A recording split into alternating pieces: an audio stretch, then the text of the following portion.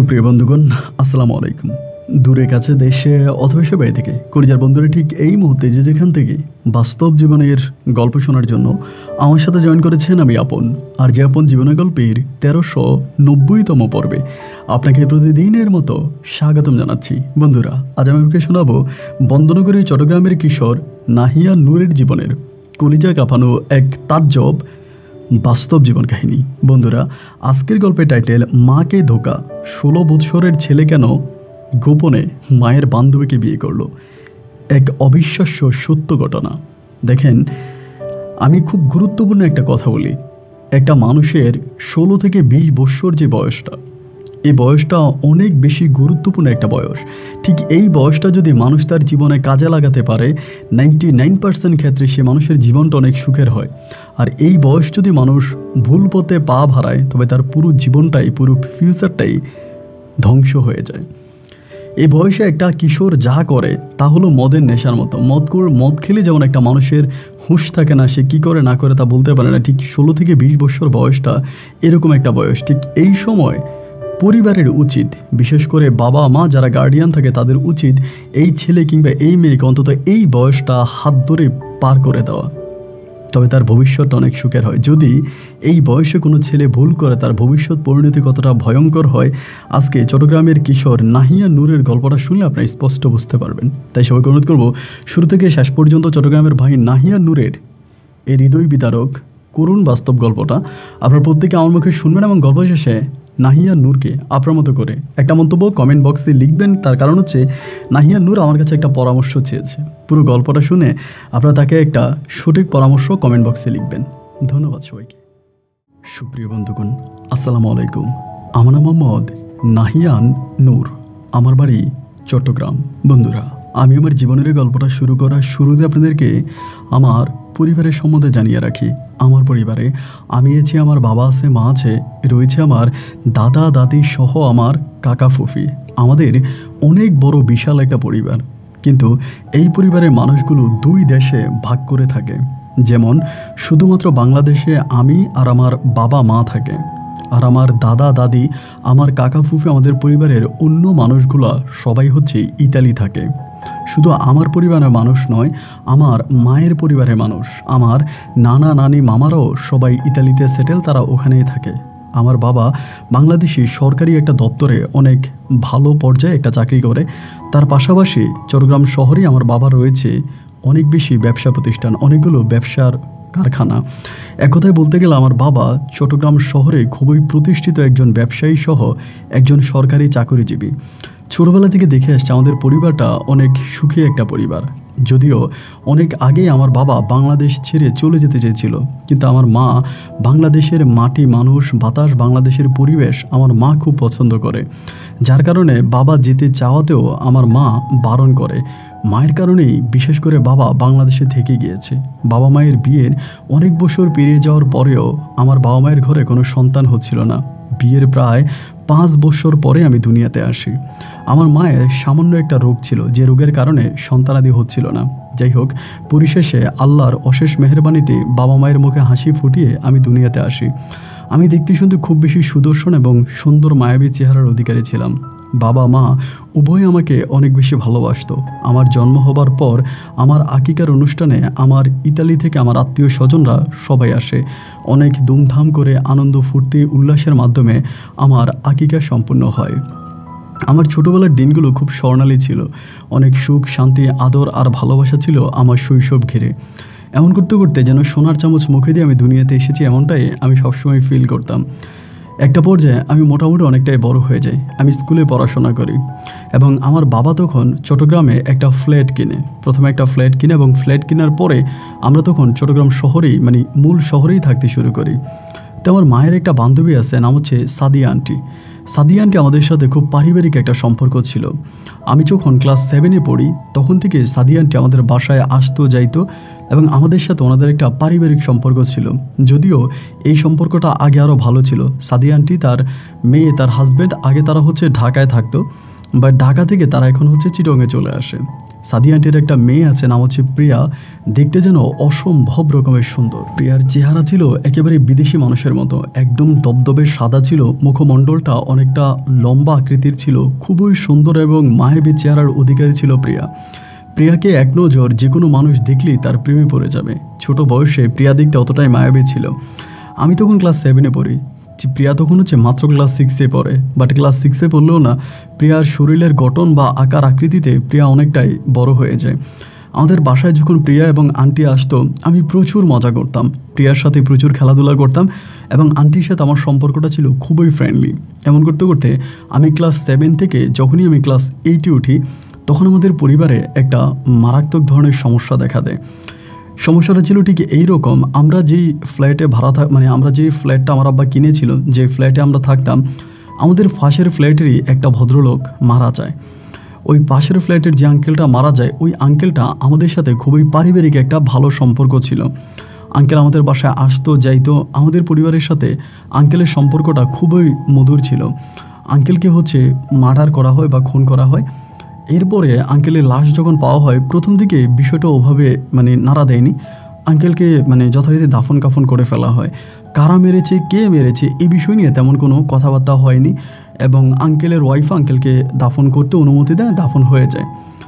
মূল ঘটনা দ্বারায় আঙ্কেল মারা যাওয়ার কিছুদিন পরে, প্রায় 15 থেকে 16 দিন পরে, হঠাৎ করে আঙ্কেলের ওয়াইফ গিয়ে আমার আব্বা আর আমার আম্মার নামে থানায় মামলা করে দেয়। আন্টি মামলা করে দেয় এই কারণে যে আন্টি বলতেছিল, মামলার ভিতরে তিনি উল্লেখ করে, আমার আব্বার সাথে আমার মায়ের সাথে ওই আঙ্কেলের একটা পরকীয় সম্পর্ক ছিল। আমার মায়ের সাথে ওই আঙ্কেলের পরকীয় সম্পর্ক ছিল এবং সেই পরকীয় সম্পর্কের সূত্র ধরেই নাকি আমার বাবা বারাটিয়া কিলার দিয়ে আঙ্কেলকে খুন করায়। এমনটাই আমার ওই আন্টি দাবি করে এবং দাবি করে তিনি আমার আব্বা আম্মা উভয়ের নামে থানার ভিতরে মামলা দায়ের করে এবং সেখানে নাকি তিনি ছোটোখাটো অনেকগুলো প্রমাণও পায়। কী প্রমাণ পায় সেটা আমি জানি না, কিন্তু অনেকগুলো প্রমাণও তিনি সেখানে দায়ের করে। এরপরেই শুরু হলো মহা গণ্ডগোল। গণ্ডগোলের অবস্থা এমন এক পর্যায়ে চলে গেল, আমার আব্বা আম্মা বাসায় থাকাটাই দায় হয়ে দাঁড়ালো। এক পর্যায়ে বাসার মধ্যে পুলিশ আসতে শুরু হলো। ওই সময় আমার পরীক্ষা চলতেছিল, ক্লাস 7 কি ক্লাস 8-এ মেবি আমি তখন ফাইনাল পরীক্ষা দিচ্ছিলাম, ফাইনাল এক্সাম চলতেছে। তো ওই মুহূর্তেই তখন এই বাসার মধ্যে সমস্যা দেখা দিল। তাই আমার আব্বা খুব টেনশনে পড়ে গেল, এই মুহূর্তে আমাকে নিয়ে কোথায় যাবে, বা আমার এক্সাম আমি যদি ঠিকঠাক মতো পরীক্ষা দিতে না পারি তাহলে আমার তো ইয়ার ড্রপ হয়ে যাবে। আব্বা আম্মা খুব টেনশনে পড়ে গেল। একটা পর্যায়ে আব্বা সিদ্ধান্ত নিল, আমার যে সাদিয়া আন্টি আছে ওই সাদিয়া আন্টির বাসা আমাকে পাঠাবে। তখন সাদিয়া আন্টির সাথে আব্বা আম্মা কথাবার্তা বললো এবং আব্বা আম্মা সাদিয়া আন্টির সাথে কথাবার্তা বলে তখন সাদিয়া আন্টিকে আমাদের বাসায় ডেকে পাঠালো এবং পাঠিয়ে বলল যে আমরা তো বাসায় থাকাটা অনেক দায় হয়ে যাচ্ছে, আমরা আসলে বাসায় থাকতে পারছি না, অনেক সমস্যা দেখা দিচ্ছে। এখন একটা কাজ করেন, আপনি আপাতত আমার নাহিয়ানকে আপনাদের বাসায় নিয়ে যান। আমরা আপাতত কয়েকটা দিনের জন্য পালিয়ে থাকি, লুকিয়ে থাকি, এরপরে পরিস্থিতি বুঝে যদি সম্ভব হয় আমরা এলাকাতে ফিরে আসবো, তা না হলে আমরা অন্য ব্যবস্থা করব। কারণ বাসায় পুলিশে যে তল্লাশি শুরু করেছে, যেহেতু মার্ডার মামলা, বাসায় থাকা আমাদের জন্য খুব দায় হয়ে যাচ্ছে। সো আপনি আপাতত আমার ছেলেকে থাকার মতো একটা ব্যবস্থা করে দেন।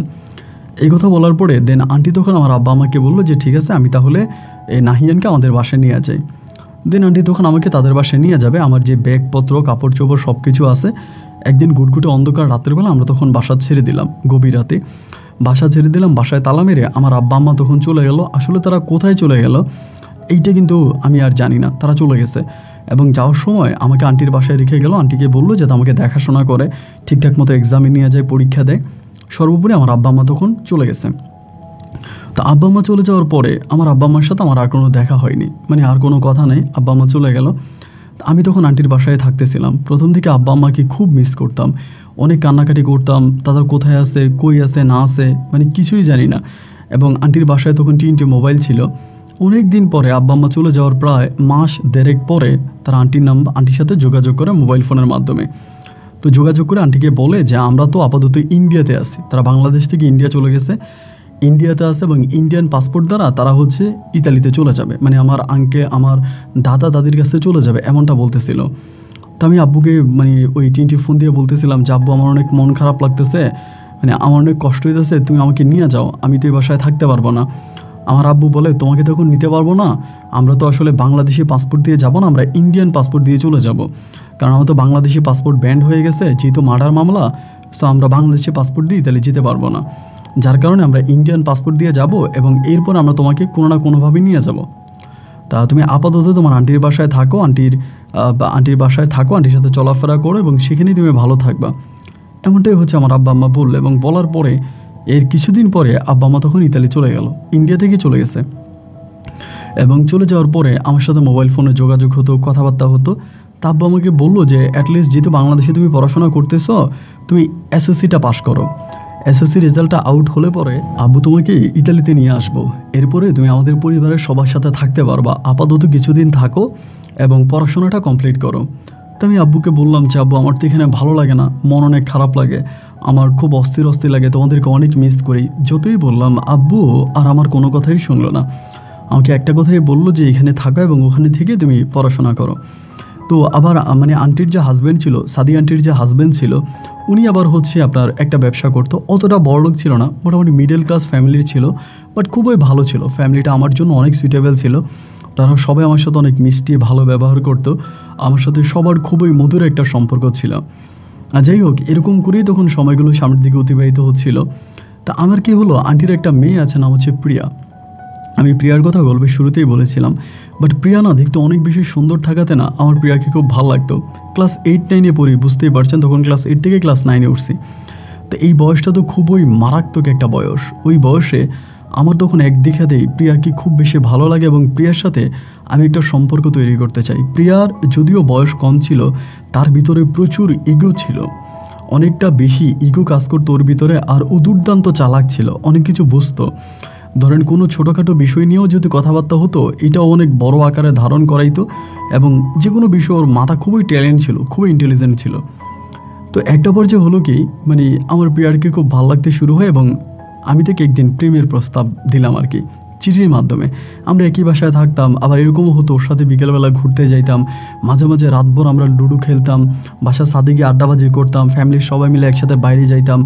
আবার আমার আব্বা আম্মা কিন্তু ওই আন্টির জন্য টাকা পাঠাইতো, মাসে মাসে সাদি আন্টির জন্য টাকা পাঠাইতো, যাতে আমার খাওয়া খরচ, পড়াশোনার খরচ ব্যতীত আর এই প্রতি মাসে আন্টিকে টাকা দিত। তো আন্টি তখন ওই টাকা আমাকে দিত, আমি তখন ভালোভাবে ওই টাকা দিয়ে চলতাম এবং আমার সমস্ত খরচ বড় সব কিছু আন্টি তখন আমাকে টাকা পয়সা দিত, আন্টির টাকায় চলতাম।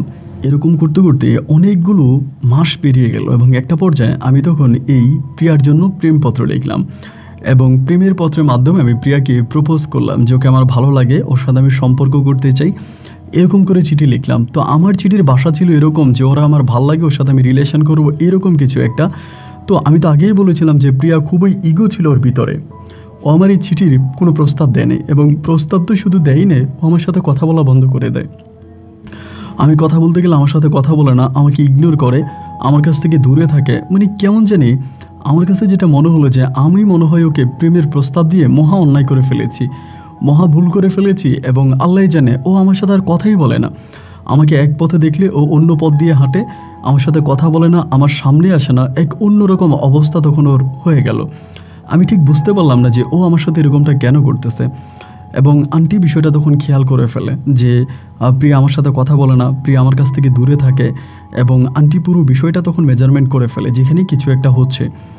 দেন আন্টি তখন একদিন আমাকে জিজ্ঞেস করলো যে কি হয়েছে নাহিয়ান, তুমি আগে প্রিয়ার সাথে অনেক দুষ্টমি করতা, এখানে সেখানে ঘুরতে যাইতা, রাতভর আড্ডাবাজি করতা, বাসার ছাদে যাইতা, খুব রোমাঞ্চকর সম্পর্ক ছিল তোমাদের, বাট হঠাৎ ইদানিং খেয়াল করে দেখি যে ধরো প্রিয়াকে যদি কোনো একটা কথায় বলি যে নাহিয়ানকে ডাক দাও, প্রিয়া তোমাকে ডাক দেয় না এবং তোমার কাছে যায় না, তোমার কাছ থেকে দূরে থাকে এবং তুমিও দেখি প্রিয়ার সাথে আগের মতো কথা বলো না, কি হয়েছে আমাকে কি বলা যায়?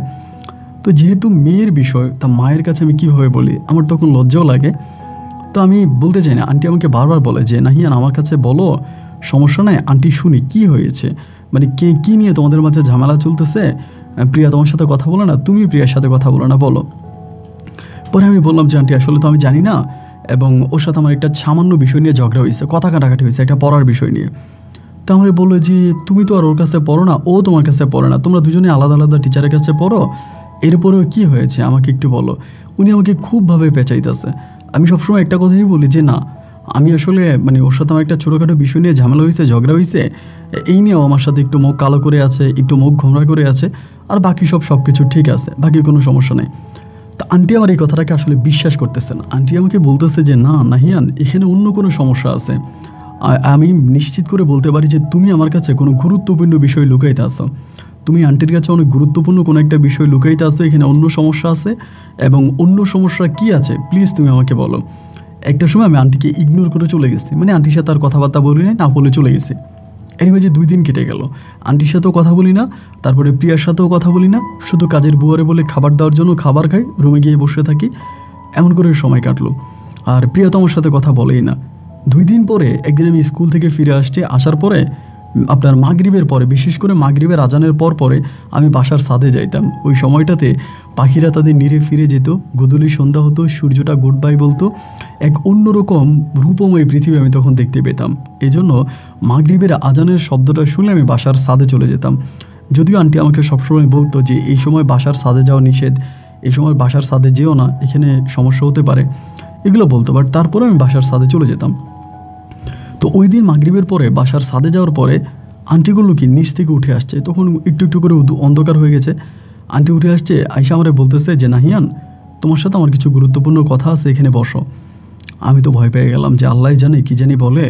উনি তো এমনি আমাকে একদম ধরছে যে আর ছাড়তেছে না, যে আমি কি করছি, কেন প্রিয়া আমার সাথে কথা বলে না, এই নিয়ে তো উনি আমার সাথে উঠে পড়ে লাগছে। এখন আল্লাহ জানে আমার জানি কি হবে, কেন আমাকে এভাবে ধরতেছে। পরে কাছাকাছি গেলাম, ওনার হাতে একটা ল্যাম্প ছিল, একটা লাইট ছিল। পরে লাইটটা টিপ দিল, দেখলাম এই লাইটটা একটা কাগজের, মানে ওনার হাতে একটা চিরিকোট, এবং এটা খোলার পরে দেখলাম এটা একটা চিঠি, মানে একটা চিঠি। এবং চিঠি দেখার পরে আমি তখন বিব্রত হয়ে গেলাম যে আমি যেটা মনে মনে ভাবছিলাম যে মেবি আমি প্রিয়াকে যে চিঠিটা লিখেছিলাম এটা মনে হয় সেই চিঠিটাই হবে, এটাই হবে। পরে চিঠিটা খুলে আমাকে বলতেছে যে নাহিয়ান এটা পড়ো।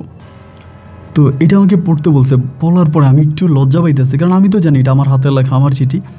মানে বললাম যে আন্টি আমার ভালো লাগতেছে না, আমি একটু নিচে যাব। পরে বলতেছে না নিচে যাবা কেন, এখানে বসো, চিঠিটা একটু পড়ো, দেখি তুমি কেমন পড়তে পারো। মানে আমাকে খুব জোরালোভাবে ধরতেছে। আমি তখন বললাম আন্টি আপনি আমার সাথে এরকমটা কেন করতেছেন, আমার শরীরটা ভালো লাগতেছে না, মনটাও ভালো লাগতেছে না, আমি নিচে যাব, আমি প্লিজ নিচে যাব। এটা বলে আমি নিচে যাওয়ার জন্য খুব জোরাজোরি করতেছি। উনি একটা সময় খুব রেগে গেল, রেগে আমাকে বলতেছে যে নাহিয়ান এখানে দাঁড়াও। দাঁড়াইতে বলছি, দাঁড়াও, তুমি যাবা না, চিঠিটা পড়ো। এখন নিজের চিঠি নিজে পড়বো, বুঝতেই তো পারছেন কেমন অনুভূতি ভিতরে ফিল হচ্ছে, লজ্জায় মনে হয় যেন মরে যাওয়ার মতো অবস্থা। আমি আর চিঠি পড়ি না। উনি আমাকে বলে চিঠি কি তুমি পড়বা নাকি আমি পড়বো। পরে আমি বললাম আন্টি আপনি তো জানেন এই চিঠি কে লিখেছে বা কে দিয়েছে, এরপরও আপনি কেন আমাকে চিঠিটা পড়তে বলতেছেন। উনি আমাকে বলে যে এই চিঠির মাঝে কয়টা ওয়ার্ড ভুল আছে তুমি কি জানো, এমনি বলতেছে। আমি তখন বললাম বুঝি নাই। পরে বলে এই চিঠির মধ্যে কতগুলো ওয়ার্ড ভুল আছে, তুমি কতগুলো অক্ষর ভুল লিখেছো তুমি জানো, তুমি এই পড়াশোনা করো, এই চিঠিটা এভাবে হয়, এরকম করে বলতেছে। উনি যেন আমার ম্যাডাম, আমি যেন ওনার ছাত্র, এরকম করে কথা বলতেছে। পরে আমি বললাম যে আন্টি আসলে বুঝি নাই, আমি নিচে যাব। পরে বলে বসো এখানে, চিঠির এই বানানগুলো ভুল আছে, তুমি এখনও ঠিকমতো বাংলায় লিখতে পারো না, তুমি এত ভালো একটা স্কুলে পড়াশোনা করো, তোমার আম্মাকে আমি কী জবাব দেবো। তোমার আম্মা যখন বিদেশ থেকে আসবে বা আমাকে যখন জিজ্ঞেস করে যে নাহিয়ান কেমন পড়াশোনা করে কি করে, আমি তখন তাকে কি জবাব দেবো বলো। তোমার পড়াশোনার যে অবস্থা, যে হাল হইতেছে, আমার তো তার কাছে আর মুখ দেখানোর মতো উপায় নেই। না নাহিয়ান এটা তুমি ভালো করো নাই, তুমি পড়াশোনা ঠিকঠাক করবা, এইটা বলে উনি তখন ছাদ থেকে চলে গেল। আমি তখন হাসবো না কাঁদবো। আমি ওনার মেয়েকে চিঠি লিখলাম, উনি না আমাকে বকাঝকা করবে, আমাকে ধমক দেবে যে আমি কেন ওনার মেয়েকে চিঠি লিখলাম, এই বিষয় নিয়ে কথা বলবে। বাট অবাক বিষয় হচ্ছে উনি এই নিয়ে কোনো কিছু বললোই না, বরং আমাকে বললো আমার চিঠির হাতের লেখা ঠিক হয় নাই। এভাবে আমি তখন একদিন করলাম কি, এই ঘটনা তো জানি এটা প্রিয়া ওনাকে দিছে। একদিন আন্টি বাসায় ছিল না, আন্টি কই জানি চলে গেছে, আঙ্কেল তো অফিসেই। তখন প্রিয়া বেরোবে স্কুলে যাওয়ার জন্য। তো প্রিয়া গার্লস স্কুলে পড়তো, আমি অন্য একটা স্কুলে পড়তাম। পরে আমি বললাম আমার সাথে প্রেম করবা না ভালো কথা, আমাকে তুমি পছন্দ করো না তাও মানলাম, কিন্তু এটা কি করলা, এটা কীভাবে করতে পারলা, তোমার বিবেকে কি একটা আবার বাধা দিল না, তোমাদের বাসায় আমি থাকি, আমি তো অ্যাটলিস্ট তোমাদের বাসার মেহমান, তো মেহমানকে তো একটু সম্মান করা যায় না।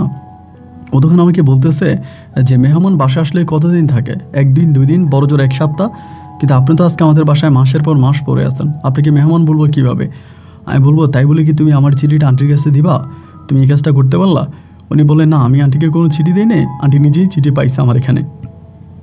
আমি বললাম যে তুমি আমাকে পছন্দ করো না, ভালোবাসো না, তাই আমার চিঠি রেখে দিলা কেন, আমার চিঠিটা ফেলে দিতা। আমাকে বলতেছে আমি ফেলবো কি ফেলবো না এটা আমার বিষয়, বাট আমি বলবো যে আপনি আমাকে বিরক্ত করবেন না, আর এবার যদি আপনি আমাকে বিরক্ত করেন আমি কিন্তু সত্যি সত্যি বাসা থেকে বেরিয়ে চলে যাবো, আমি আর কখনোই বাসায় আসবো না। আমি বললাম আচ্ছা তোমার সমস্যাটা কি, আমি কি দেখতে শুনতে খারাপ নাকি আমার চেহারা খারাপ, না আমার ফ্যামিলি ব্যাকগ্রাউন্ড খারাপ, তা তুমি আমার সাথে এরকমটা কেন করতেছো? ও আমাকে বলে ছেলে মানুষ আমার একদম পছন্দ না, আমি ছেলেদেরকে সহ্য করতে পারি না। এইটা বলে ও তখন বেরিয়ে চলে গেল, মানে ইয়ে থেকে বেরিয়ে চলে গেছে। আমি না বুঝতে পারলাম না এরকমটা কেন করলো। এর কয়েকটা দিন পরে মনটা ভীষণ রকমের খারাপ হয়ে গেল, এবং এতটাই খারাপ হলো আমি ঠিকমতো খাওয়া দাওয়া করি না, ঘুমাই না, স্কুলে যাই না। মানে কয়েকটা দিন এরকমভাবে কাটতেছিল যে মানে আমার ভালোই লাগতেছে না। আর আব্বা আম্মাকে বারবার বলতেছি আমাকে তোমরা নিয়ে যাও, আমি এখানে থাকবো না, আমার খুব অস্থির লাগতেছে, আমি কিন্তু উল্টাপাল্টা কিছু করে ফেলবো। এরকম করে আব্বা আম্মাকে প্রতিনিয়তই হুমকি দিচ্ছি, হুমকি দিয়ে যাচ্ছি যে আমাকে নিয়ে যাও, আমি এখানে থাকবো না, আমার ভালো লাগে না। তো আমার আব্বা আম্মা মনে হয় আন্টির কাছে, মানে আপনার সাদি আন্টির কাছে মনে হয় বলছে যে নাহিয়ান এরকম করতেছে কেন, ও কেন হঠাৎ করে মন খারাপ হয়ে গেল, তোমাদের এখানে থাকতে চায় না, আমাদের কাছে চলে আসতে চায়, কি হয়েছে, মানে বিষয়টা একটু খোঁজখবর দাও। পরে আন্টি একদিন আমাকে খুব ভালোভাবে ধরছে, মানে একদম নিখুঁতভাবে ঘরের মধ্যে দরজা আটকে আমার নিয়ে বৈশা বলতেছে, নাহিয়ান আমি জানি তুমি কেন মন খারাপ করে আছো, বা তোমার সমস্যাটাকে আমি সবই বুঝতেছি, কিন্তু আজ তোমাকে আমি খুবই গুরুত্বপূর্ণ কয়টা কথা বলবো। আন্টির কথাগুলো শুনলে তোমার মন খারাপ হওয়া থেকেই তুমি মুক্তি পাবা, তুমি ভালো হয়ে যাবা। তবে তোমাকে ওয়াদা করতে হবে, আমি তোমাকে যে কথাগুলো বলবো এই কথাগুলো তুমি কারোর সাথে শেয়ার করতে পারবা না, কাউকে বলতে পারবা না। তখন আমি বললাম যে আচ্ছা ঠিক আছে, আমি আপনার কথা কাউকে বলবো না, কিন্তু আপনি আমাকে কী বলবেন এটা তো আমাকে আগে জানান। উনি বলল আগে তুমি আমার কাছে ওয়াদা করো, আমার কাছে প্রমিস করো যে আমি তোমাকে এখন যে কথাগুলো বলবো এই কথাগুলো তুমি কারো কাছেই শেয়ার করতে পারবা না, কাউকেই বলতে পারবা না। আমি বললাম আচ্ছা ঠিক আছে, আপনি আমাকে এখন যে কথাগুলো বলবেন এই কথাগুলো আমি কারো কাছেই বলবো না, এবং কারোর সাথেই বিষয় নিয়ে আমি শেয়ার করব না। আমাকে তখন বলতেছে যে নাহিয়ান আমি জানি তুমি প্রিয়ারে পছন্দ করো এবং প্রিয়ার প্রতি তোমার একটা দুর্বলতা কাজ করে, এই সবই আমি বুঝি, কিন্তু দুঃখের কথা হচ্ছে প্রিয়া তোমাকে কোনোদিনও ভালোবাসতে পারবে না। শুধু তোমাকে কেন, পৃথিবীর কোনো ছেলেকেই প্রিয়া কখনোই ভালোবাসতে পারবে না। কোনো ছেলের সাথে প্রিয়া কোনো সম্পর্কে জড়াতে পারবে না, সে যেমনই হোক, যত ভালো ফ্যামিলির ছেলে হোক, যাই হোক, প্রিয়া কখনোই কারোর সাথে কোনো প্রেমের সম্পর্কও করতে পারবে না, এটা প্রিয়ার দ্বারা সম্ভব না। আমি তখন একটু বিব্রত হয়ে গেলাম যে আন্টি এটা আপনি কী বললেন আমাকে, প্রিয়া কখনোই কারোর সাথে কখনোই কোনো প্রেমের সম্পর্ক করতে পারবে না, তার কারণ কি? প্রিয়া তো দেখতে শুনতে খুবই সুন্দরী রূপবতী একটা মেয়ে। মানে আন্টি তখন আমাকে বলতেছে যে আল্লাহ তাকে সেই সুযোগটা থেকে বঞ্চিত করেছে। আমি যদি তোমাকে বলেছি যদি আমার মেয়ে কখনো জানতে পারো আত্মহত্যা করে মরে যাবে, তাই আমি তোমাকে অনুরোধ করবো যে তুমি এটা কারো কাছে বলো না। আমি বললাম আন্টি আপনি আমার কাছে নির্দ্বিধায় নীরবে খুব শান্তভাবে আমাকে জানাতে পারেন, বলতে পারেন, আই প্রমিস যে আমি এটা কখনোই কারো কাছে বলবো না, এটা কারো কাছে বলা আমার প্রশ্নই আসে না, আপনি শুধু আমাকে বলেন। উনি আমাকে বলে আসলে কি বলবো, মূল কথা হচ্ছে আমার মেয়েটার অনেক বড় সমস্যা আছে, আমাকে বারবার ঘুরাইতে আছে। আমি বললাম আন্টি আপনি আমাকে কথা ঘুরেন না তো, প্লিজ আমাকে মানে আপনি ডিরেক্টলি বলেন যে কী সমস্যা আছে, কী কারণে আপনি এরকমটা বলতেছেন, বা ওর অ্যাকচুয়ালি প্রবলেমটা কোন জায়গায়, আপনি আমাকে ক্লিয়ার করে বলেন। পরে অনেকক্ষণ ধরে চুপ ছিল, চুপ থাকার পরে বলে আসলে মূল সমস্যা কি জানো নাহিয়ান, আমার এটা আসলে মেয়েও না, আমার এটা ছেলেও না। আমি তখন বললাম মানে এইটা আপনি কী বলতেছেন যে আপনার এটা মেয়েও না, আপনি এটা ছেলেও না, তো মানে কি, আমি তো বুঝলাম না কী বলতে চাচ্ছেন। উনি বলে প্রিয়া আসলে কোনো মেয়েও না, ছেলেও না, প্রিয়া আসলে হিজড়া। আমি তো শুনে আমার গলা শুকিয়ে গেছে, আমি বললাম কী বললেন এটা আপনি, ও হিজড়া কেন? মানে আন্টি তখন হাসি দিয়ে বলে কেন মানে এটা তো আল্লাহর তরফ থেকেই হয়েছে। এখন এটা হওয়ার পরে আমরা অনেকবার মানে আমরা এটা বুঝতে দিই না, প্রথমে তো এটা বুঝতেই পারেনি, এবং বড় হবার পরে একটা পর্যায়ে বুঝে গেছে যে ওর এই সমস্যাটা আছে। তো পরে ও লজ্জা পাইতো, বাসা থেকে বেরিয়ে যেতে চাইতো, বাসায় থাকতে চাইতো না, পড়াশোনা বন্ধ করে দিয়েছে, প্রচুর পরিমাণের ও ডিপ্রেশনে চলে গেছে, খাওয়া দাওয়া পড়াশোনা সব কিছু বন্ধ, প্রচুর পাগলামি করতো, ঝামেলা করতো। তো একটা পর্যায়ে আমি আমার মেয়েরে বুঝাইলাম, বুঝায় শোনে আমি আমার সাথে ওকে রেখে দিয়েছি, এবং আমি তাকে প্রমিস করেছি যে পৃথিবীর কাউকে এটা আমি বুঝতে দিব না যে সে হিজড়া, এইটা আমি পৃথিবীর কাউকে কখনোই বুঝতে দিব না, এবং আমি আমার মেয়েকে সর্বোপরি আমার সাথেই রাখবো, এটা আমি তার কাছে ওয়াদা করেছি। কিন্তু আজকে আমি আমার ওয়াদা ভঙ্গ করে তোমাকে বিষয়টা জানিয়েছি এই কারণে যে তুমি আসলে ওর প্রতি অনেকটা দুর্বল হয়ে গেছো। এইটা যদি তুমি মানে সত্যিটা জানতে না পারো, তোমার ভিতরে একটা গিল্টি থেকে যাবে, তুমি অনেকটা কষ্ট ফিল করে হয়তো জীবনের শেষ পর্যায়ে চলে যাবা, অনেক বেশি কষ্ট পাবা। তোমাকে সেই কষ্ট থেকে রেহাই দেওয়ার জন্যই আমি তোমাকে সত্যিটা জানিয়ে দিলাম, আসলে মূলত আমার মেয়েটা একটা হিজড়া, ওর এই সমস্যা, এই জন্যই আসলে তোমাকে ভালোবাসতে পারবে না। আন্টির কথাটা শুনে তখন আমি অবাক হয়ে গেলাম। বিশ্বাস করেন মানে প্রিয়াকে দেখলে কোনোভাবেই বোঝার উপায় নেই যে প্রিয়া আসলে কোনো হিজড়া, বা ওকে দেখলে এটা আপনি বুঝবেনই না, মানে এত সুন্দর, এত স্মুথ চেহারা। তখন আন্টি আমাকে হাত ধরে অনুরোধ করলো যে নাহিয়ান, এটা তুমি ওরা কখনোই বইলো না যে আমি তোমাকে এটা বলে দিছি, কারণ এটা যদি ও কখনো জানতে পারে ও আসলে মানে ঠিক থাকতে পারবে না, ও মানসিকভাবে অনেকটা ভেঙে পড়বে, এটা তুমি বইলো না কারো কাছে। আমি না আচ্ছা ঠিক আছে সমস্যা নেই, আপনি যদি আমাকে আগ থেকেই বলে দিয়েছেন আমি এটা কারোর সাথে শেয়ার করবো না, এটা আমি কাউকেই বলবো না, ওকে ফাইন। পরে আন্টির কথা মতো আমি এই বিষয়টা আমার নিজের মাঝে ধামাচাপা দিয়ে দিলাম, আর কারোর কাছে বললাম না। আগের মতো করে প্রিয়ারে বিরক্ত করি না। আমি তখন আসলে দেখে বুঝতে পারছি যে আসলে ওর ভিতরে এই সমস্যাটা আছে, মানসিকভাবে ওর সারাক্ষণ একটা ডিপ্রেশনের ভিতরে থাকে, কারোর সাথে কথা বলে না, চুপচাপ থাকে। এটা আমি আগ থেকেই বুঝতে পারতাম যে মেবি ওর ভিতরে এই সমস্যাটা আছে। তো এরপর থেকে আমি নিজের মতো করে পড়াশোনা করতেছি। তখন আমি ক্লাস 9 থেকে ক্লাস 10-এ উঠবো। তো ধরেন মানসিকভাবে অনেকটা ভেঙে পড়ছি না, মন টন খারাপ হয়ে গেল, প্রিয়ার সাথে একটা রিলেশনে যাইতে চাইছিলাম, হইল না। এখন আমি ঠিকঠাক মতো করে পড়াশোনাও করতে পারি না, মানসিকভাবে ডিপ্রেশন। এর কিছুদিন পরে আন্টি আমাকে বললো যে একটা কাজ করো নাহিয়ান, তুমি প্রিয়া আর আমি চলো আমরা বাইরে মানে কোথাও থেকে ঘুরে আসি। তখন আমি বললাম যে না আন্টি, আমার আসলে কোথাও যাওয়ার কোনো প্ল্যানিং নাই, মানে আমার ভালো লাগতেছে না, আমরা এখানেই থাকবো। আন্টি বললো যে না চলো আমরা আপাতত কিছুদিনের জন্য পাহাড় পর্বত দেখে এসে আমরা বান্দরবান যাবো। তা আমি যেতে চাই না, এরই মাঝে আমাদের স্কুলের ছুটিও আছে, একটা ছুটি আছে লম্বা, তো পূজার ছুটি আর কি। তো আমি বললাম যে না আমি যাব না। তারপর উনি আমাকে জোর করে নিয়ে গেল, যেহেতু প্রিয়ার সাথে আমার এরকম একটা সমস্যা। তো এরপরে আমরা দুজনেই তখন মানে আমি, প্রিয়া আর আন্টি মিলে আমরা তখন বান্দরবানের উদ্দেশ্যে রওনা দিলাম। আমাদের প্ল্যানিং হচ্ছে আমরা 5 দিন থাকবো, মানে 5 নাইট স্টে করব। বান্দরবন, নীলগিরি, নীলাচল থেকে শুরু করে থানসি থেকে শুরু করে আমরা সমস্ত বান্দরবনের সৌন্দর্যগুলো উপভোগ করব। তো গেলাম, পরে আমি আলাদা একটা রুম নিলাম, এক রুমে আমি থাকতাম, আরেক রুমে আন্টি আর প্রিয়া থাকতো। এরকম করে তখন 2টো রুম নেওয়া হলো। আঙ্কেল কিন্তু আবার যায়নি, আঙ্কেল তার ব্যবসার কাজে থেকে গেছে আপনার চিটংয়ে, আমি আর আন্টি আর প্রিয়া গেলাম। তো প্রথম রাত আমরা কাটিয়ে দিলাম, ঘোরাফেরা করলাম, এদিকেই গেলাম নীলাচলে গেলাম, নীলাচল ঘুরে টুরে আসলাম। এবং এর পরের দিনে আমরা তখন নীলগিরিতে প্ল্যানিং ছিল। নীলগিরি করে আসার পরে সন্ধ্যা হয়ে গেছে। সন্ধ্যার মধ্যে তখন প্রিয়া এক রুমে, আন্টি এক রুমে, আমি আরেক রুমে শুয়ে পড়ছিলাম। আনুমানিক মধ্যরাতের কাছাকাছি আন্টি এসে আমার দরজা ধাক্কাইতেছে, নাম ধরে ডাকতেছে যে নাহিয়ান দরজা খোলো। পরে ঘুম, তো সারাদিন পাহাড়ে টাহাড়ে হাঁটছি, খুবই ক্লান্ত লাগতেছিল শরীর, ঘুম চলে আসছে। তো উনি ডাকাটাকি করার পরে আমি তখন দরজা খুললাম।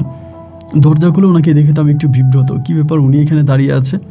পরে আমার বলে নাহিয়ান তোমার সাথে কথা আছে, একটু বেরিয়ে আসো, চলো ব্যালকনিতে গিয়ে বসি। মানে ওনাদের যে রুমটা, ওই রুমটাতে আসলে ব্যালকনি নাই, মানে বারান্দা নাই, বাট আমার রুমটাতে বারান্দা আছে। তো উনি বলো ওনার ভালো লাগতেছে না, বারান্দায় বসবে। আন্টি যদিও মধ্যবয়স্ক ছিল, বাট দেখতে অনেকটা ইয়াং লাগতো, এবং খুবই উনি ওই সময় পর্যন্ত জিম করতেন, মানে ওনার মেয়ের থেকে উনি আরও বেশি ফিট ছিলেন আর কি, জিম করতেন, নিজের স্বাস্থ্যের অনেক খেয়াল রাখতেন, অনেক বেশি স্বাস্থ্য সচেতন একজন মানুষ ছিলেন। যাই হোক, এরপরে উনি আমাকে নিয়ে বললো যে ঠিক আছে চলো আমরা একটু ব্যালকনিতে গিয়ে বসি। তো ব্যালকনিতে গিয়ে উনিও বসলো, আমিও বসলাম, ব্যালকনিতে বসে আছি। এবং এমন করতে করতে উনি আমারে বলতেছে যে নাহিয়ান সত্যি তোমাকে দেখলে আমার খুব মায়া লাগে, বিশ্বাস করো যদি প্রিয়ার শারীরিক অবস্থা ঠিক থাকতো তাহলে আমি প্রিয়ার সাথে তোমাকে বিয়ে করাই দিতাম, আমি প্রিয়াকে তোমার বউ বানাইতাম, কিন্তু এটা তো আর হবে না বা সম্ভব না, এই জন্য। বাট আমার কপালটাও খুব খারাপ, আমিও না কোনো দিন আমার হাজব্যান্ডের কাছে কোনো মানসিক শান্তি পাই নাই। এবার প্রিয়ার কথা বলে উনি শুরু করে, কিন্তু এরপর উনি চলে যায় ওনার হাজব্যান্ডের উপরে। ওনার হাজব্যান্ড ওনাকে মানসিকভাবে কখনোই শান্তি দেয় নাই, সবসময় ব্যবসা বাণিজ্য, চাকরি বাকরি এটা নিয়ে থাকতো। এবং আমার মা কত হ্যাপি আমার বাবাকে নিয়ে, আমার মাকে আমার বাবা দেশের বাইরে নিয়ে যায়, ঘুরে আনন্দ ফুর্তি করে।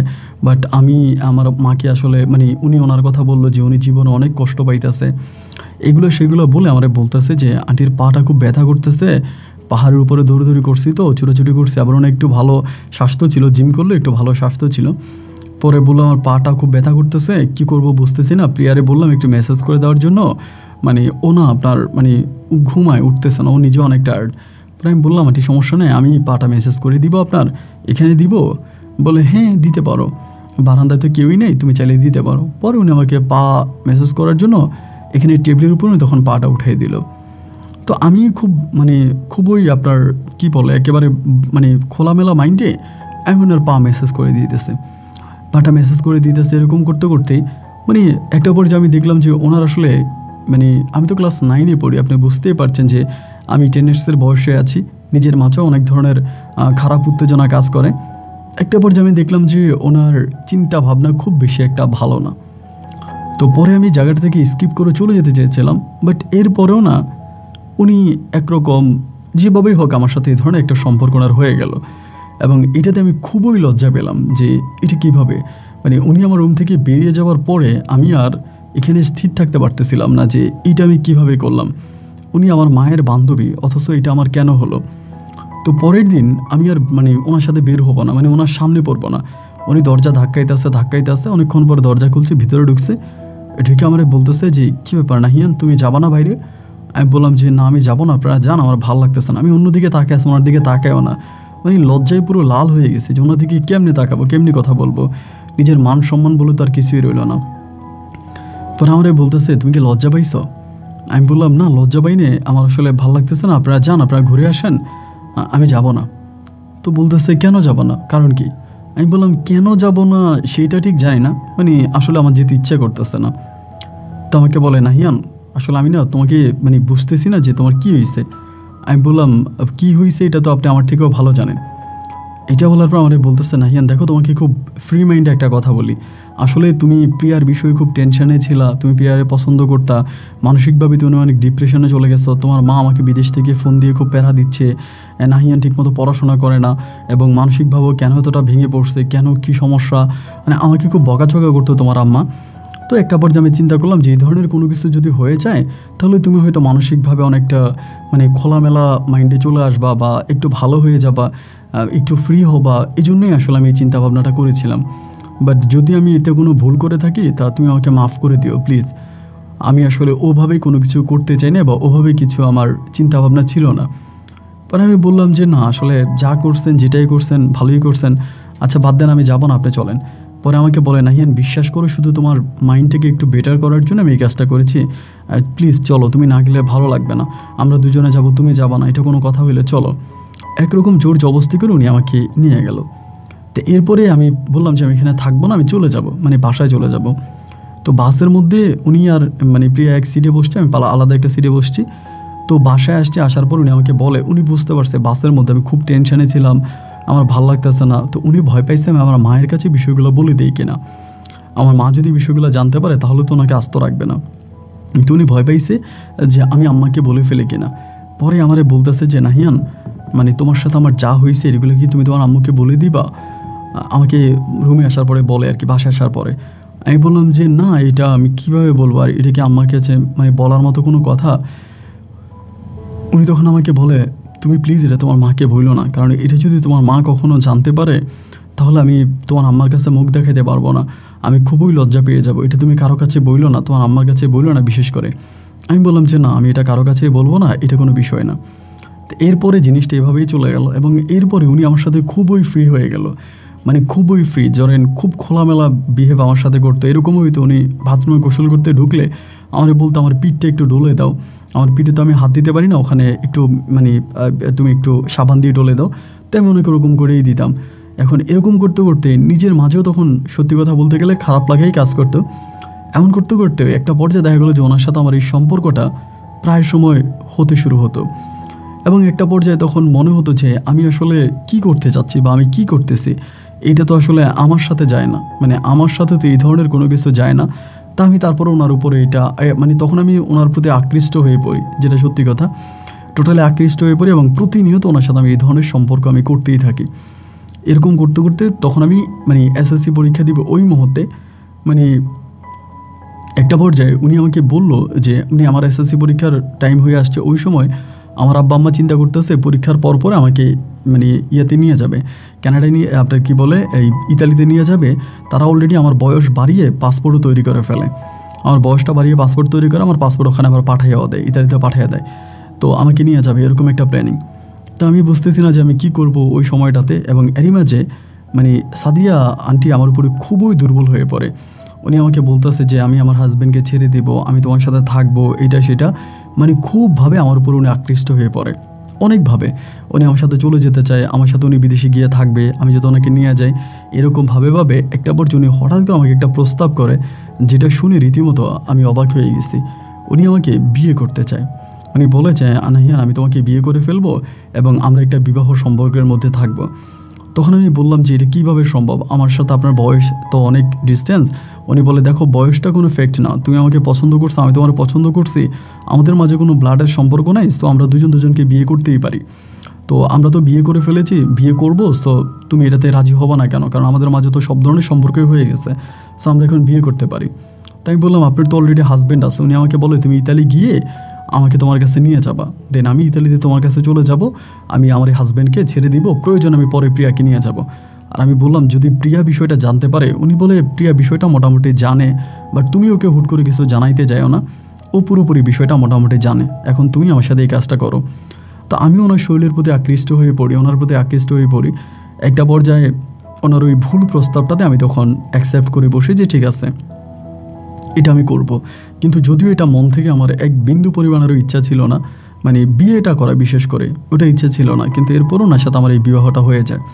উনি ওনার আরেকটা বান্ধবীর বাসায় আমাকে নিয়ে যায়, সে বাসায় হুজুর আসে এবং কলমা কাবিনের মাধ্যমে আমাদের বিয়েটা সম্পন্ন হয়। বিয়েটা হওয়ার পরে আমি তখন এসএসসি পরীক্ষা দিই এবং এসএসসির পরীক্ষা দেওয়ার কিছুদিন পরে আমার ভিসা প্রসেসিং প্রায় কমপ্লিট হয়ে যায় এবং এখন আমার চলে যাওয়ার পালা। তো উনি আমারে বলতেছে যে নাহিয়ান তুমি তো আমাকে ভুলে যেও না, আমার সাথে কন্ট্রাক্ট রাখবা, আমাকে ফোন দিবা, অলওয়েজ আমার সাথে যোগাযোগ রাখবা, তুমি তো আমাকে ভুলে যেও না, আমি কিন্তু তোমাকে অনেক পছন্দ করি, প্লিজ তুমি এটা মাথায় রেখো, এরকম করে উনি বলতেছে। তাই আমি বললাম আচ্ছা ঠিক আছে, প্রবলেম নাই, আমি যাই। এরপরে আমার সব কিছু প্রসেসিং হলো, আমি ইতালি রোম শহরে চলে গেলাম আমার পরিবারের কাছে। তো ওখানে যাওয়ার পরে দেখলাম সবাই একসাথে থাকতেছে, আমার আব্বা আম্মা, আমার কাকা কাকি, মোটামুটি সবাই একসাথে, খুব মজা হইতেছে। এবং তখন মনে হলো যে আমার জীবনের মনে হয় পূর্ণতা চলে আসছে, আমি এতদিন কোথায় ছিলাম, এখন যেখানে আসছি এটাই মনে হয় জীবনের সবচেয়ে ভালো লাগা বা ভালোবাসার একটা স্থান। তো এই জায়গায় আসার পরে সবাই খুবই এন্টারটেনমেন্ট করতেছে, আনন্দ করতেছে, ফুর্তি করতেছে, আমার নিয়ে ঘুরতেছে ফিরতেছে। আর এদিক দিয়ে অলওয়েজ সাদিয়া ফোন দিতেছে যে নাহিয়ান তুমি তো চলে গেলা, আমার কোনো খবর নিলা না, আমি কেমন আছি না আছি, তুমি ফ্যামিলি সবাইকে পাইলা, আমারে ভুলে গেছো, এটা সেটা। তো ওনার প্রতিও কিন্তু আমার তখন একটা মানে ওনাকে ছেড়ে যাওয়ার পরে শারীরিক একটা দুর্বলতা আমার ভিতরে কাজ করে, যে ওনাকে তো আমি আগের মতো পাই না, ওনাকে যদি পাইতাম ওনার সাথে এই সম্পর্ক ওই সম্পর্ক, একটা খারাপ ধরনের চিন্তাভাবনা তখন মাথার মধ্যে অলওয়েজে কাজ করতে শুরু করে। তো একটা পর্যায়ে আমি তখন ওনাকে বললাম যে আচ্ছা ঠিক আছে, সমস্যা নাই, একটা কাজ করেন, আপনি হচ্ছে চলে আসেন, আমি আপনার ভিসার জন্য ব্যবস্থা করব। তো উনি তখন আমার কাছে প্রথমে পাসপোর্ট পাঠাইলো, পাঠানোর পরে আমি তো তখন সবেমাত্র স্টুডেন্ট, ওখানকার একটা কলেজে পড়ি, 11-এ পড়ি, আমি আসলে কিছু করতে পারতেছিলাম না, মানে আমার দ্বারায় ওনাকে এখানে আনাটা পসিবল হচ্ছে না, আমি পারি না। তো অনেক দিন ঘোরাফেরা করার পর আমি তখন একটা বায়না ধরলাম আমার আব্বুর কাছে, যাবো, আমি তো আন্টির কাছে বড় হয়েছি, আন্টির সাথে আমার একটা ভালো লাগার সম্পর্ক আছে, আমি আন্টিকে এখানে নিয়ে আসতে চাই, তুমি আন্টিকে নিয়ে আসো। তা আব্বু বলতেছে যে না, ওনার তো হাজব্যান্ড আছে, ওনার মেয়ে আছে। তাই আমি বললাম ওনার আন্টি চলে আসতে রাজি আছে, আন্টি ওনার হাজব্যান্ড ওনার মেয়ে ছেড়ে চলে আসবে, আন্টি আসতে চাচ্ছে, আব্বু তুমি আন্টিকে আইনে দাও। এখন আমার আম্মা বলতেছে যে না, এটা সম্ভব না, কেন আসবে, ওর এখানে হাজব্যান্ড আছে, ওর মেয়ে আছে, ও আমাদের এখানে আসার কোনো দরকার নেই। তা আম্মু মানা করে, বাট আমি বাসার মধ্যে প্রচুর সিন ক্রিয়েট করি, ঝামেলা করি, চিল্লাচিল্লি করি যে তোমরা আমার কোনো কথাই শোনো না, একবার তোমরা আমাকে বাংলাদেশে রাখিয়া চলে আসছো, বহু বছর পর আমার আবার আনছো, এখন একটা কথা বলতেছে রাখতেছো না। আমি একরকম মানে অভিমান করি, যেটা বলতে গেলে পড়াশোনা করি না, খাওয়া দাওয়া করি না, মানসিকভাবে প্রচণ্ড রকমের ঝামেলা করে আব্বা আম্মার সাথে। তো এরকম করে যখন ঝামেলা করতেছে আব্বা আম্মা দুজনেই তখন একটু হয়ে গেল যে না ঠিক আছে, নাহিয়ান যদি এরকমই করতেছে তাহলে ওনাকে নিয়ে আসি, এরকমটাই তারা সিদ্ধান্ত নিল। এবং নেওয়ার পরে আন্টির পাসপোর্টের কপি আমি আমার আব্বাকে দিলাম। আব্বা তখন কীভাবে জানি তার একটা ওয়ার্ক পারমিট ভিসা বের করে, একটা ওয়ার্ক পারমিট ভিসা বের করার পরে তখন আব্বা ওনাকে ইতালিতে মোটামুটি ডকুমেন্ট সব কিছু ঠিকঠাক করে এই সাদিয়াকে তখন ইতালিতে নিয়ে আসে। উনি তখন ইতালি আসে। তো ইতালি আসার পরে আমরা তো হাজব্যান্ড ওয়াইফ ছিলাম, আমরা কলমা কাবিন করে বিয়ে করছি। তো আমাদের বাসায় উনি প্রথমে উঠে, ওনার তো এই মুহূর্তে আর ওঠার কোনো জায়গা ছিল না, যেহেতু আমার আব্বা আনছে আমাদের বাসায় উঠে। তো আমার আম্মুর সাথে আমরা সবাই ওই বাসায় তখন থাকতাম হচ্ছে আমি, আব্বা, আম্মু, আমরা তিনজন থাকতাম। আর আমার একটা কাকা আর কাকি থাকতো, আমার দাদা দাদিও অন্যত্রে থাকতো, নানা নানিরও অন্য জায়গায় থাকতো, আমরা 5 জনের মতো ছিলাম। তো উনি তখন আসছে, টোটালি 6 জন হয়ে গেছে। তো 6 জন মিলে একটা বাসার মধ্যে থাকতাম। আবার আঙ্কেল আন্টির ওনাদের আবার বেবি আছে, ওগুলো আর নাই ধরলাম, বাচ্চা কাচ্চা আছে। তো এমন করে এক বাসার ভিতরে থাকতেছি, এনজয় করতেছি, ঘোরাফেরা করতেছি, সুযোগ পাইলে উনি আমার ঘরে আসতেছে এবং উনি আমাকে বলতেছে যে তোমার গ্র্যাজুয়েশন শেষ হওয়া পর্যন্ত আপাততই বিষয়টা কাউকে জানানোর দরকার নেই, এখন এটা কাউকে জানালে খুব সমস্যা হয়ে যাবে, মানে এটা আসলে খুব এটা স্বাভাবিকভাবে কেউ নেবে না, আপাতত কাউকে বলার দরকার নাই, তুমি পড়াশোনা শেষ করো এবং যখন তোমার পড়াশোনা শেষ হবে তখন এটা আমরা সবাইকে জানাবো, আপাতত তুমি পড়াশোনা শেষ করো। তো আমি তখন পড়াশোনা করতেছি, এরকম করে প্রায় আপনার 1 থেকে 1.5 বছরের মতো কেটে গেছে। আমি 12 ক্লাসে উঠে গেছি। ওই সময়টাতে তখন উনি আমার কাছে একটা অভিযোগ করতেছে, অভিযোগ হচ্ছে এটা যে উনি এই বাসায় থাকবে না, মানে সাদিয়া উনি এই বাসায় থাকবে না, উনি যেখানে জব করে ওখানে একটা সেপারেট আলাদা বাসা নিয়ে নেবে। তো আমি তখন বললাম যে কেন আপনি আলাদা বাসা কেন নেবেন, আমাদের বাসাই তো ঠিক আছে, সব কিছুই ঠিক আছে, পরিপাটি আছে, এখানে তো কোনো সমস্যা নাই, তা আপনি আলাদা বাসা কেন নেবেন। উনি বলতেছে যে না, এই বাসা ওনার ভালো লাগে না, উনি আলাদা একটা বাসা নেবে, উনি আমাকে খুবভাবে বলতেছে। তো যেহেতু উনি ওনার টাকা দিয়ে থাকতেছে, উনি তো আর আমার টাকা দিয়ে থাকে না, তো বললাম যে আচ্ছা ঠিক আছে। পরে সে আলাদা একটা বাসা নিয়ে নিল। তো আলাদা একটা বাসা নিছে, ওই বাসাটা সিঙ্গেল একটা বাসা, সে একাই থাকবে, ওখানে ভাড়া নিছে। আমি মাঝে মাঝে ওখানে যাইতাম আসতাম। এবং কিছুদিন পরে একদিন হলো কি, হঠাৎ করে আল্লাহ মাফ করুক, আমি ওই বাসা থেকে বের হইতেছি, আমার আব্বা বাসায় ঢুকতেছে, মানে একদম মুখামুখি। আব্বুকে ওই বাসায় দেখে আমি খুব অবাক হয়ে গেলাম যে আন্টি যে ওই বাসাটা নিচে কিন্তু আব্বু জানেও না, আব্বু কিন্তু ওটা জানার কথাও না যে আন্টি ওই বাসায় থাকে, এটা আব্বু জানেও না। তা আব্বু কেন ওই বাসায় আসতেছে। আব্বুকে দেখার পর আব্বু আমার বলে, বাবা কই গিয়েছিলাম। আমি বললাম যে আন্টির সাথে দেখা করতে গেছিলাম, কারণ আমি তো আব্বাকে আন্টি বলতাম। পরে বলে তোমার আন্টি বাসায়। আমি বললাম যে জি। এই কথা বলার পর আমি তখন বেরিয়ে গেছি, আব্বু তখন রুমে ঢুকছে। ঢুকার অনেকক্ষণ পর্যন্ত আব্বু বাসায় ছিল। এনিওয়েজ আমি বারবার সাদিয়াকে ফোন দিতেছি, ওই আর আমার ফোন উঠাচ্ছে না, মানে ওর ফোন রিসিভ করে না। প্রতিনিয়ত ফোন দিয়ে যাচ্ছে, ও ফোন ধরে না। অনেকক্ষণ পরে আব্বু দেখলাম বেরিয়ে গেল। ঘন্টাখানিক পর আব্বু বেরোয়ার পরও তখন ফোনটা ধরার পর আমি বললাম কী ব্যাপার, আমার ফোন ধরলেন না কেন। পরে বলতেছে যে তোমার আব্বু ছিল এই জন্য। আমি বললাম তা আমার আব্বু এ বাসার ঠিকানা কই পাইছে, আমার আব্বু তো এই বাসার ঠিকানা পাওয়ার কথা না। তো বলতেছে তোমার আব্বু কীভাবে ঠিকানা পাইছে তা তো আমি জানি না, এখন তোমার আব্বু বাসা আসলে আমি তার সামনে তোমার ফোনটা ধরবো কীভাবে, সে তো আর জানে না আমাদের সম্পর্কের কথা। আমি তখন বললাম আমি বাসা আসতেছি, আমার কাজ আছে, এইটা বলে ও বলে না তুমি একটু পরে আসো, তোমার আব্বু তো মাত্র গেলো, একটু পরে আসো। আমি বললাম না আমি পরে আসবো কেন। আমি মোটামুটি দরজা নক করে আমি তখন ভিতরে ঢুকছি। ঢোকার পরে দেখলাম, মানে যা দেখছি তা আসলে আর বলার মতো না, মানে ওর অবস্থা খুবই খারাপ। আমি তখন বললাম এই অবস্থা কেন তোমার। পরে বলতেছে না শরীরটা ভালো লাগতেছে না, শুয়েছিলাম। আমি বললাম এই মাত্র বাবা বাসা থেকে বের হলো, তুমি এখন বলতেছো যে তোমার শরীর খারাপ বা লাগতেছিল, তুমি শুয়েছিলা, মানে কোনটা বিশ্বাস করব, এগুলো কি হচ্ছে আমার সাথে। আমাকে বলতেছে যে নাহিয়ান প্লিজ বাদ দাও তো, তুমি বসো একটু রেস্ট করো, তোমার কি জুস বানাই দিব। আমি বললাম আমি জুস খাওয়ার জন্য এখানে আসি নাই, আমার আব্বা এই বাসার অ্যাড্রেস কোথায় পাইছে তুমি আমাকে এটা বলো। পরে বলতেছে যে নাহিয়ান প্লিজ বাদ দাও না। আমি বললাম না এখানে বাদ দেওয়ার কিছুই নেই, তুমি বলো। সেদিন তার সাথে আমার খুব ঝামেলা হলো, ঝগড়া হওয়ার পর আমি তখন চলে আসছি। বাট তারপর আমার একটা ডাউট লেগে গেছে, একটা সন্দেহ লেগে গেছে যে আসলে এখানে সামথিং কিছু একটা হচ্ছে, মানে খারাপ কিছু একটা হচ্ছে, এটা আমি তখন মেন করলাম। তো এইটার পরে আমি তাকে খেয়াল করতাম, আমি তাকে অবজার্ভ করতে শুরু করি। এখানে আরও অনেকগুলো মাস বা বছর কিন্তু পেরিয়ে যাচ্ছে, ওর মতো করে ওখানে থাকতেছে। এরপরে মানে ওর হাজব্যান্ড দেশেও মেয়ে দেশেও ওইখানে থাকতেছে, টাকা পয়সা ইনকাম করতেছে, পরিবারের জন্য পাঠাইতেছে। আমি আব্বাকে তখন খেয়াল করতে শুরু করি যে মূলত আব্বু কী করে। আব্বুকে খেয়াল করতেছে এবং একটা পর্যায়ে আমি দেখতাম যে প্রায় 2-1 দিন পর পর আব্বুর বাসায় যাইত, এবং আব্বুর বাসায় গেলে ও কী করতো, আমার কল রিসিভ করতো না। আব্বুর বাসায় গেলে ও আমার কল রিসিভ করতো না, আমার সাথে টোটালি কন্ট্রাক্টও অফ করে দিয়ে রাখতো, মানে ফোনই অফ করে দিয়ে রাখতো আব্বু যখন বাসায় যাইত। এরকম করতে করতে ও দিয়ে হঠাৎ করে আপনার মানে ওখানে একটা মানে মোটামুটি একটা বাড়ি কিনে ফেলছে ওই সময়টাতে। তো এত টাকা তো ওর কাছে আসার কথা না, ও যে জব করে ও নিজে চলতেই কষ্ট হয়ে যায়, আবার পরিবারের জন্য টাকা পাঠানো ওর জন্য খুব মানে কঠিন হয়ে যায় আর কি। এত টাকা তো ওর কাছে থাকার কথা না। এখনও দেখা গেল যে হঠাৎ করে অনেকগুলো টাকার মালিক হয়ে গেল, ওইখানে মানে জায়গা কিনতেছে। আমি তখন মানে জায়গা মিন্স বাড়ি কিনতেছে। আমি বললাম তুমি এত টাকা কোথায় পাইলা, হঠাৎ করে তুমি বাড়ি কিনে ফেলতেছো। একটা বাড়ি কেনা তো আসলে নর্মাল কোনো বিষয় না, অনেক টাকা পয়সার দরকার, সো তোমার এত টাকা কে দিল।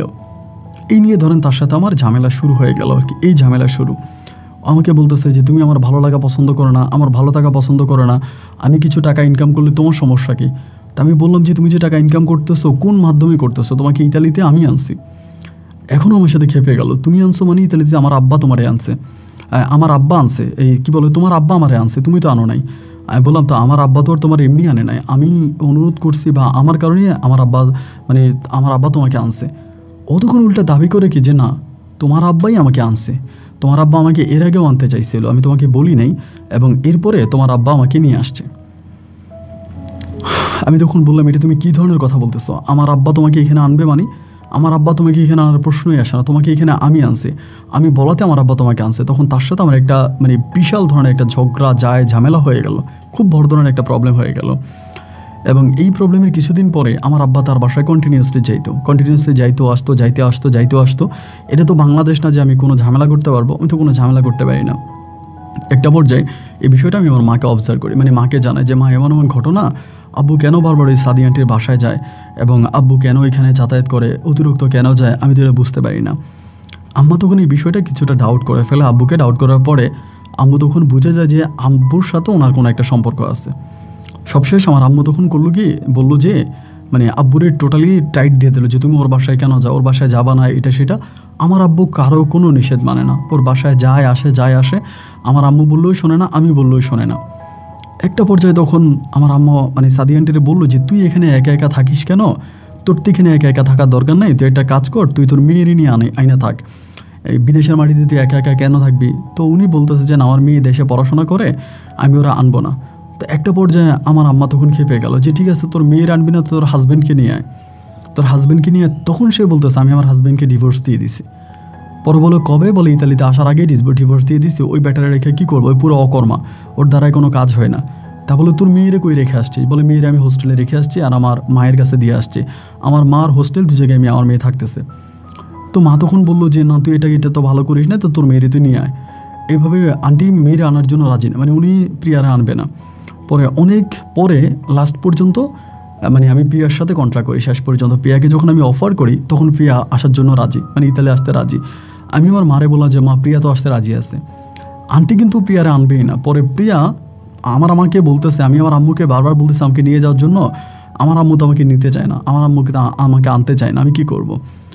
আম্মা তখন প্রিয়ারে বললো একটা কাজ করো, তুমি তোমার পাসপোর্ট করে আমাকে পাঠাও, আমি তো ওকে আনার ব্যবস্থা করব। পরে প্রিয়া কী করলো, পাসপোর্ট করে আমার আম্মুর জন্য পাঠাইলো। আম্মু তখন প্রিয়ার ভিসার প্রসেস শুরু করলো। এখানে প্রায় বছর খানিকের মতো কেটে গেল। ইদানিংয়ে এই বছর খানিকের ভিতরে আমার আব্বু এমন কোনো দিন নেই যে ওনার বাসায় যায় না, সাদিয়ার বাসায় যায় না। বাট ওনার সাথে আমার তুমুল পরিমাণে ঝগড়া হইতেছে, আমাদের মাঝে কিন্তু ভালো কোনো সম্পর্ক নেই, বাট আমার আব্বুর সাথে তার সম্পর্ক ভীষণ রকমের ভালো, মানে খুবই ভালো। এরকমভাবে বছরখানি কেটে যাওয়ার পরে প্রিয়া তখন বাংলাদেশ থেকে ইতালি চলে আসছে, ওর সব কিছু ঠিক আছে, চলে আসছে। ও আর ওর মা এক রুমে থাকতেছে। তো ও আর ওর মা এক রুমে থাকতেছে, পরে আমি ওর বাসায় যাচ্ছি, মানে ওদের বাসায় যাচ্ছি আসতেছি। তখন সাদিয়া আর আমার সাথে হাজব্যান্ড ওয়াইফের সম্পর্ক না, আমার সাথে একসাথে কথা বলে না, আমার সাথে একসাথে শোয় না, মানে খুব রকম বিক্রত একটা অবস্থার ভিতরে আছে। তো এই অবস্থার ভিতরে আমি তখন বললাম যে তুমি আমার সাথে এরকমটা কেন করতেছো, আমরা দুজনকে এরকম করে বিয়ে করছে, বা তুমি আমাকে এইভাবে পটায় বিয়ে করলা, এখন তুমি আমার সাথে এরকম রুড বিহেভ করতেছো, খারাপ ব্যবহার করতেছো, তুমি আমার আব্বার সাথে একটা খারাপ সম্পর্কে চলে গেছো। ও আমাকে বলে যে না তোমার আব্বার সাথে আমার কোনো সম্পর্ক নাই, তুমি ভুল বুঝতেছো। তাই আমি বললাম তো তাহলে তুমি বাড়ি কিনলা কেমনে, এখানে তো বাড়ি কেনার প্রশ্নই আসে না, তুমি এত টাকা কোথায় পেলা, তুমি হুট করে বাড়ি কিনে ফেললা এবং তুমি এত রিচ হয়ে গেলা, এত ধনী হয়ে গেলা, এত টাকা তোমার কে দিল, তুমি কেমনে এত টাকা ইনকাম করলা। এগুলো বলাতেও আরও খেপে গেলো আমার উপরে। হ্যাঁ তুমি আমার ভালো লাগা পছন্দ করো না, আমার ভালো থাকা পছন্দ করো না, আমি কয়টা টাকা ইনকাম করলে তোমার এত জলে কেন, তোমার লাগে কেন, মানে এক কথাও আমার সাথে খারাপ ব্যবহার, মানে খারাপ ব্যবহার তো আরও খারাপ ব্যবহার। যতই ওকে বোঝায় যে তুমি এগুলো ভালো করতেছো না, তুমি আরও সংযত হও, ভালো হও, না ও আসলে ভালো হবে না আর আমাকে কোনো কিছু করার সুযোগও দেবে না। খুব টেনশন এবং ডিপ্রেশনের মধ্যে পড়ে গেলাম, কি করবে এই মুহূর্তটাতে কোনো কিছু বুঝতে পারতেছি না। তারে যদি বলি একরকম, সে করে আরেক রকম, বুঝে একরকম, সে যায় অন্য পথে, মানে আমার কোনো কথার মধ্যে সে আর নাই। পরে এই অবস্থার মধ্যে পরে আমি চিন্তা করতেছি আমি প্রিয়াকে বিষয়টা জানাই দিব কিনা। আবার ভাবতেছি যে প্রিয়াকে জানাইলে এটা আমার পরিবার জেনে যায় কিনা, আমার আব্বা আম্মা জেনে যায় কিনা, কারণ আমার আব্বা আম্মা জানলে তো আর আমার অস্তিত্ব রাখবে না, এখানে দেখা যায় যে আরও খারাপ হয়ে যাবে। এখন তো এটা জিনিসটা খারাপে আছে, তখন আরও খারাপের দিকে চলে যাবে। এখন আমি কি করব বুঝে উঠতে পারতেছি না। এই অবস্থার ভিতরে একদিন মানে আমি জাস্ট এটুকুই বলি, আমার আব্বার সাথে খুব আপত্তিকর অবস্থা আমাকে পাইছি, একটা রেস্টুরেন্টে যে কোনো জায়গায় পাইছি, পাওয়ার পরে আমি ওকে মারছি, ওর বাসায় এসে ওকে মারছি, সাদিয়াকে মারছি এবং মাইরা বলছি যে আমি হয় তোমাকে মারবো নাহলে আমি মরে যাবো, আমি দুইটার একটা করবো, হয় আমি তোমাকে মেরে ফেলবো নাহলে আমি নিজেকে শেষ করে দেবো, আমি যেগুলো দেখতেছি সেগুলো আমি আর দেখতে পারতেছি না, আমার দ্বারা এসব আর দেখা সম্ভব না, আমি হয় তোমাকে শেষ করে ফেলবো না নিজেকে শেষ করে ফেলবো। তখনও আমাকে একটা প্রস্তাব দিল, আমি যা আপনাকে যদি বলি আপনি কীভাবে নেবেন আমি জানি না, কিন্তু আমি বলতে বাধ্য হচ্ছি। আমাকে প্রস্তাব দিল তোমার সাথে আমার বিয়ে হয়েছে বা কী হয়েছে না হয়েছে এগুলো কেউই জানে না, এগুলো পুরোপুরি বাদ দাও, এগুলো পুরোপুরি বাদ দাও, আমার মেয়ে প্রিয়া আছে, তুমি প্রিয়ারে বিয়ে করো, তুমি তো প্রিয়ারে পছন্দ করতা, আমি তোমার সাথে প্রিয়ারে বিয়ে করাই দিই। আমি তখন বললাম কী বললা এটা, তুমি না বললা যে প্রিয়ার মানে প্রিয়া মেয়ে না ছিল না, প্রিয়া হিজড়া, তো এখন তুমি এটা কী বলতেছো। ওই তখন আমার বলতেছে আমি তোমার মিথ্যা বলছি। আমি বললাম বলে হ্যাঁ, আমার মেয়ে তোমাকে পছন্দ করে না, এটা হচ্ছে প্রথম কথা। আর সেকেন্ড কথা হচ্ছে আমি তোমাকে পছন্দ করি। আমিও চাচ্ছিলাম না যে আমার মেয়ের সাথে তোমার কোনো সম্পর্ক হোক, এই জন্য আমি তোমাকে বানিয়ে চুনিয়ে মিথ্যা বলেছি যেন আমার মেয়ের কাছে তুমি না যাও, আমার মেয়ের কাছ থেকে যেন তুমি দূরে থাকো। এই কথাগুলো আমি ইচ্ছা করে বলেছি যাতে আমার মেয়ের সাথে তোমার সম্পর্ক না হয়। মূলত আমার মেয়ের কোনো সমস্যা না, আমার মেয়ে একজন সুস্থ স্বাভাবিক মানুষ এবং সে একটা মেয়ে মানুষ। সো যেহেতু ওকে তুমি প্রথম থেকেই পছন্দ করতে, ওর সাথে তোমার একটা ভালো লাগার সম্পর্কও আছে, সেই ক্ষেত্রে আমি চাইছি তুমি ওকে বিয়ে করে ফেলো। আমি সব কিছু ঠিক করে দিব, তুমি ওকে বিয়ে করো। আর আমার সাথে তোমার যে সম্পর্কটা আছে এইটা তুমি মানে কারো কাছে বলতে যেও না, এটা কাউকে জানাও না, এটা এইভাবেই রাখো। আমি তখন তাকে ডিরেক্টলি বললাম যে আমার আব্বার সাথে তুমি এগুলো করতেছো, আমার আব্বার মাধ্যমে আমার মায়ের সংসারটা তো ভেঙে যাবে। ও বলে না, তোমার আব্বার সাথে আমার কিছুই নেই, কিন্তু আমার আব্বা ওনার পিছনে এত পরিমাণে ডলার ব্যয় করতেছে, প্রতি মাসে ওনাকে লক্ষ লক্ষ ডলার আমার আব্বা দিয়ে দিতেছে। আমার আব্বা যা বিজনেস করতেছে ইতালিতে সব টাকা ওনাকে দিতেছে। আমাদের বাসায় আব্বু ঠিকমতো বাজারটাও করে না, আমরা ঠিকমতো চলাফেরা করতে পারি না, খাওয়া দাওয়া করতে পারি না, আমাদের সমস্ত কিছু উনি মানে আমার আব্বা এই সাদিয়াকে দিয়ে দিচ্ছে।